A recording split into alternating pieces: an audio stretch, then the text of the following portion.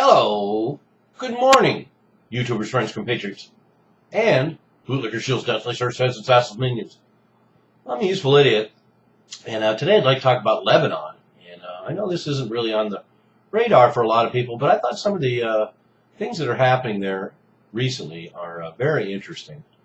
And so the basic background story, of course, is that Lebanon is subject to the violence spilling over from the war in Syria, and has been for nearly the entire conflict.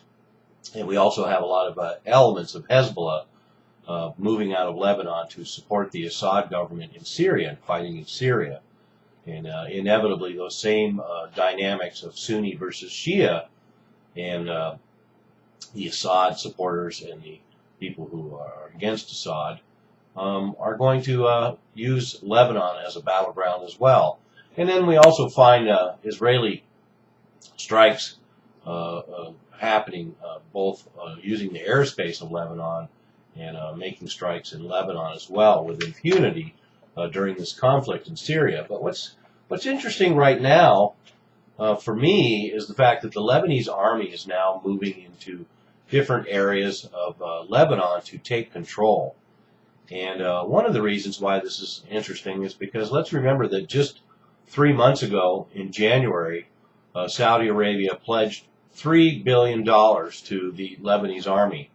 And it looks like the Saudis are getting some results rather quickly. So it's only taken 3 months after that $3 billion grant by the Saudi Arabians to the Lebanese army. And now Lebanese army is moving into different parts of Lebanon to take control.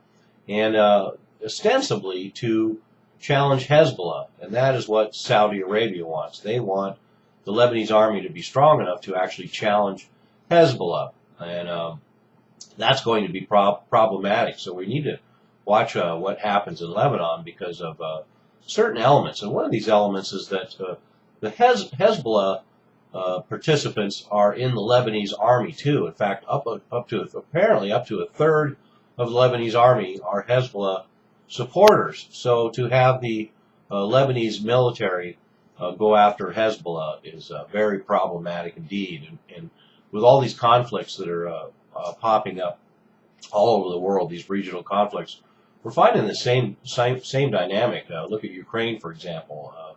A lot of dubious loyalty to the Ukraine military for a lot of Russian speakers that are in the Ukraine military. So we're going to see these loyalty problems all over. Syria is another good example of that. So here we have this situation in Lebanon as well.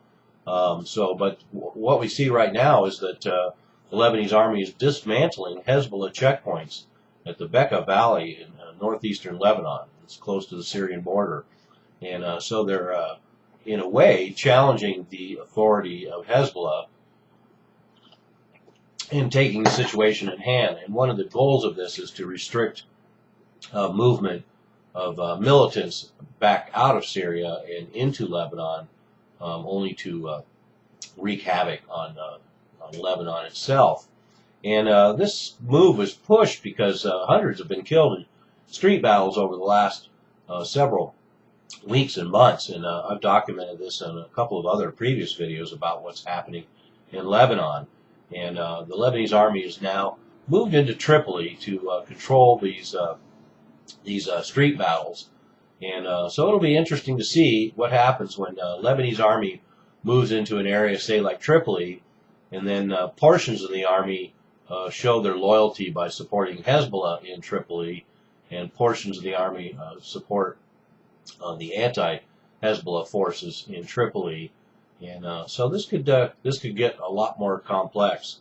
And the one spokesman for the Lebanese government said that, quote, the army plans further operations of this nature, unquote. And they're taking down fortifications and barricades in Tripoli, and there's already been 100 arrests. So right now, this Lebanese offensive to control the country is in full swing and seems to be a success. And like I say, most remarkable to me is the fact that the Saudi Arabians gave the Lebanese military, $3 billion 3 months ago, and we already have the Lebanese army theoretically challenging Hezbollah in Lebanon. So just an update, and always something to keep our eye on as the Syria conflict continues, as to how Lebanon is going to evolve in this situation. I'm a useful idiot. Don't you be one too.